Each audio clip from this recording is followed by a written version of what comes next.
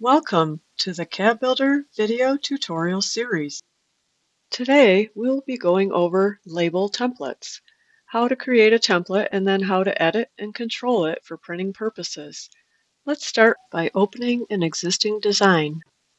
Once we have a design open, let's make sure we have our design options set, and then we can open the cut list module. Here, we can select Configure and Optimize at the bottom of the screen in order to take us into our optimization settings. The Optimization Settings menu will be the first place we will see our label templates. At the bottom of the menu, you will notice a Part Label Template and a Remnant Label Template. If you click the drop-down arrow for either of these, you can select between the options we have provided. You can also select the pencil next to the template name to edit it. This is one way we can edit the template. However, there is another way as well that I will show you shortly. For now, let's go ahead and leave the template as default and select the Optimize button at the bottom of the dialog box. Now that the Cut List module is opened, let's select the Labels tab on the left-hand side.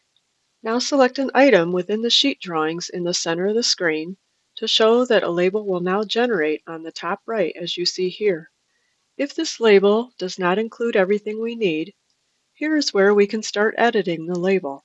In order to edit a template, we will go back to the main menu on the left, and directly below the Label tab is the Label Templates tab. Once selected, you will see a list of our current templates along the left side of the screen. In this menu, we then can select a template and copy it to make a similar variant template, or we can also create a new one from scratch. Let's start by making a copy. Simply select the template from the left that you intend to copy and then select Copy Template. I will be using the Part Label template for this example. Now that we copied the template, let's click the paper and pencil icon, Edit Template, to go into the editing menu. We will start by changing the font size from 11 down to 8 on my current template just to make some extra room.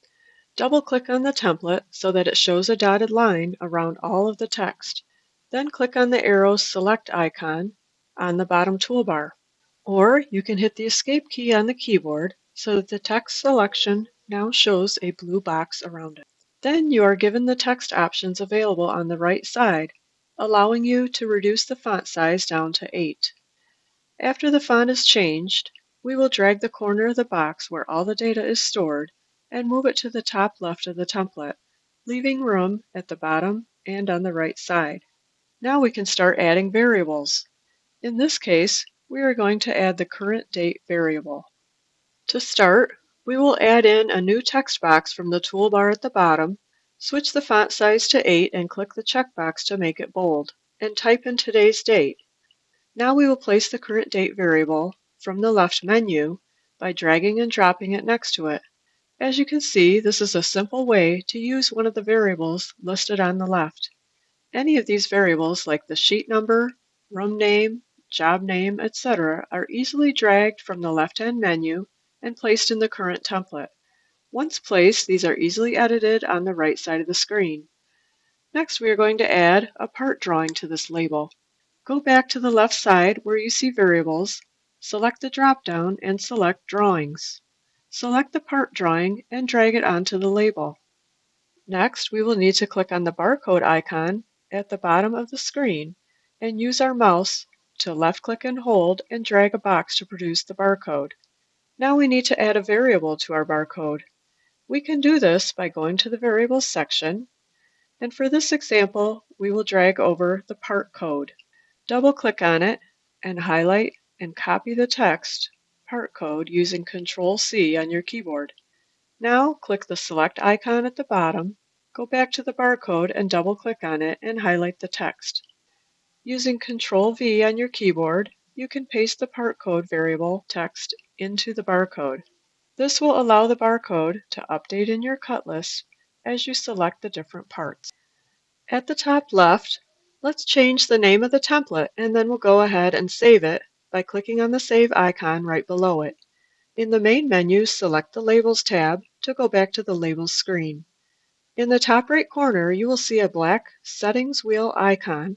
that we will click on to open up the Label Setup dialog box. Go to the Part Label template, click the drop-down and select your new template. Repeat this process for the remnant label template as well. Beneath that section is the Print Elements asking us what we would like to print.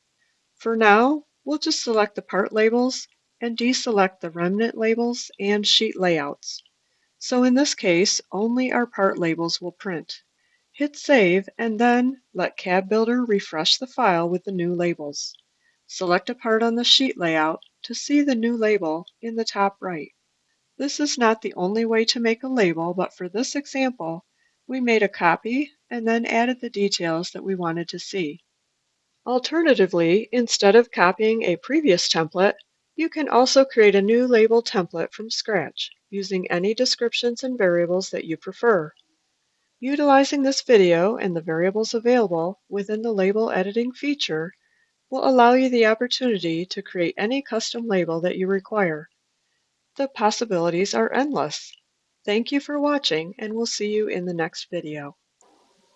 To view additional video tutorials, please visit www.cadbuildersoftware.com/training.